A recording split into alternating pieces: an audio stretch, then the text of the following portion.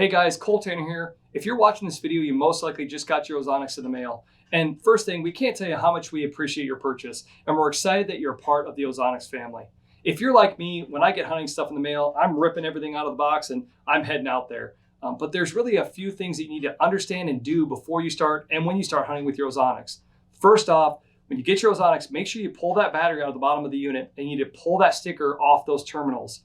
It's not going to work unless you get rid of that sticker. Second, the battery is only going to have about a 30% charge, so make sure you charge that battery all the way up. If you try to take it out right off the bat, you're only going to run that unit for about an hour before it shuts off. From there, we really need to understand, what and how does ozone work. Ozone is a very unstable molecule, and it doesn't want to be ozone. We're trying to manipulate that instability. It's naturally heavier than the air, so it naturally is going to exhaust out of the unit, and it's naturally going to fall. So when we talk about setup, we talk about a blind and a tree stand. So at a tree stand setup, it's all about height, direction, and angle of the unit.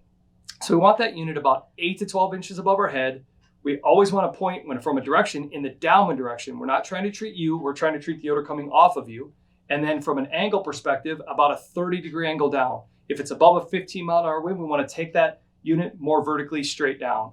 In a blind situation, we're not trying to treat the air in the blind, we're trying to treat the air leaving the blind. So how do we do that?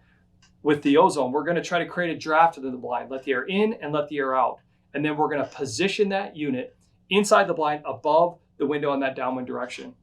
So the other thing to mention in these types of setups, it's about the modes of operation. So in the blind setup, you want to run it on standard mode. And in a tree stand setup, we want to run it on boost mode or hyper boost mode. The last thing to talk about is, and the last tip I give you is, make sure you run your Ozonics all the time. We talk to so many people that tell us that they're turning the unit on and off. And think about a water in a dam. If I lift the dam and I let the water through, you can't put it back.